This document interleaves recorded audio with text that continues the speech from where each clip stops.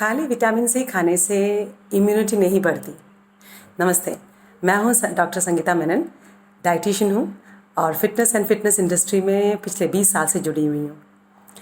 रोग प्रतिरोधक शक्ति, जिसको हम इम्यूनिटी भी कहते हैं, ये आजकल सबसे ज़्यादा ज़रूरी है इसको बढ़ाना। अभी काफ़ी सारे लोग मुझसे ये पूछते हैं कि इम्यूनिटी को बढ़ाने के लिए क्या करना चाहिए।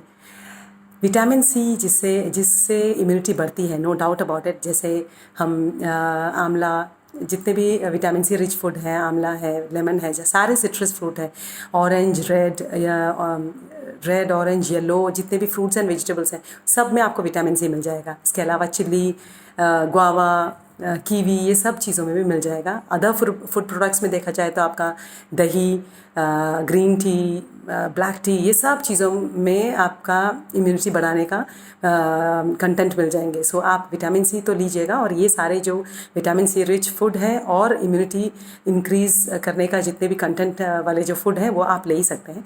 इसके अलावा 6 और फैक्टर्स हैं जो इम्यूनिटी को के ऊपर असर करता है। सो वो जानना आपके लिए बहुत ज़रूरी है, क्योंकि विटामिन सी तो हम पिल्स या फिर ऐसे फूड के थ्रू खा सकते हैं, लेकिन बाकी के जो 6 फैक्टर्स हैं, अगर आपने मेंटेन नहीं किया तो आपका ये जो विटामिन सी रिच फूड खाना आपके लिए काफ़ी लाभदायक नहीं रहेगा। सबसे पहला जो इम्यूनिटी पावर को कम करती है वो है एसिडिटी। बॉडी का एसिड लेवल जो है ना, वो कम ही रखना चाहिए हमको। अभी फ्राइड फूड है, नमकीन है, शुगर मतलब स्वीट्स हैं, बहुत सारे स्वीट्स हैं, बेकरी प्रोडक्ट्स हैं, ये सारी चीज़ें जो हैं हमारे बॉडी के एसिड लेवल को बढ़ाती है।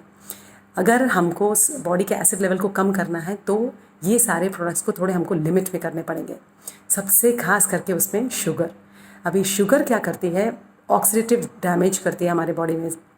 हर एक सेल को डिटॉक्सिफाई करने का ऑलरेडी क्षमता है उनके अंदर, हमारे बॉडी में वो सेल्स को डिटॉक्सिफाई अपने आप से करने का क्षमता है। प्रॉब्लम यही है कि शुगर उस सेल्स को डिटॉक्सिफाई करने नहीं देती।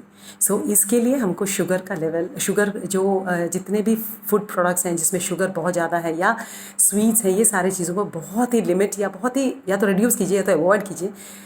ये इम्यूनिटी पावर को जब बढ़ाने का ये जो टाइम है, उसमें सबसे कम से कम शुगर लीजिए।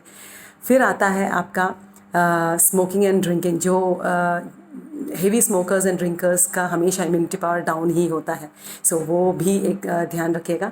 फिर एक one of the most important factor आता है हमारा नींद। स्लीप इतना इम्पॉर्टेंट है। अगर आपका 7 से 8 घंटे का अच्छा नींद नहीं हो तो आपका इम्यूनिटी पावर डाउन होने का फुल चांसेस है। जैसे कम नींद जो है वो इन्फेक्शन एंड इन्फ्लेमेशन को इनवाइट करती है। सो इसीलिए नींद का हमारा पूरा लेना बहुत ज़रूरी है। से नींद बहुत ज़रूरी है। फिर आता है हमारा एक्सरसाइज। हमारा बॉडी अगर एक्टिव नहीं है तो वैसे भी नींद नहीं आएगी अगर बॉडी एक्टिव नहीं है तो। और बॉडी का एक्टिव होना, हर एक सेल्स का एक्टिव होना बहुत ज़रूरी है इम्यूनिटी पावर को बढ़ाने का। सो ये ज़रूरी है कि आप रेगुलरली एक्सरसाइज करें। एक्सरसाइज करने का मन नहीं करता तो मन बना लीजिए बीमार होने का। सो ये सार्कास्टिकली बोला है, लेकिन आप ध्यान रखिएगा कि आप ज़रूर एक्सरसाइज करें। फिर आता है ओबेसिटी। एक बहुत बड़ा फैक्टर आता है ओबेसिटी भी। ओबेसिटी, बॉडी में जितना फैट परसेंटेज हेवी ज़्यादा रहता है उतना हमारा इम्यूनिटी पावर कम होती है।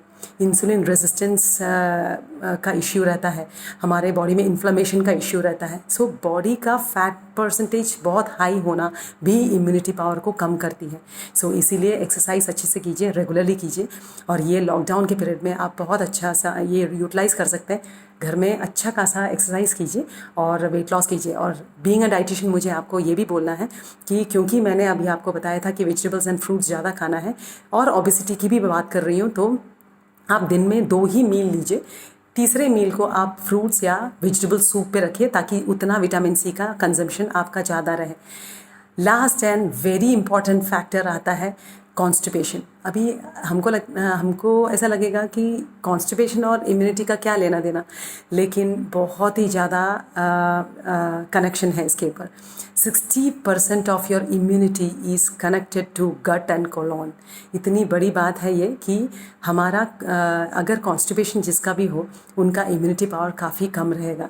सो इसीलिए पेट का साफ़ होना भी बहुत ज़रूरी है। आप फ्लैक्स सीड्स, जितने भी सारे सीड्स हैं वो सब ले सकते हैं। मुनक्का रात को भिगोया हुआ वो ले सकते हैं। आंवला वगैरह ले सकते हैं। गुआवा बहुत अच्छे से मिलता है, वो सब ले सकते हैं ये सीज़न पे। और अपना कॉन्स्टिपेशन को आप अवॉइड कर सकते हैं, मतलब कॉन्स्टिपेशन का इश्यू आने में अवॉइड कर सकते हैं। ये सातों फैक्टर को जब आप ध्यान रखते हैं तभी हमारा इम्यूनिटी लेवल अच्छे से हाई रहता है।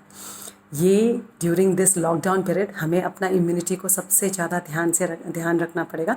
इसीलिए मेरे कहे हुए सारे 7 फैक्टर्स को आप ध्यान से रखिए, ध्यान से समझिए और ध्यान से फॉलो कीजिएगा। नमस्ते, थैंक यू।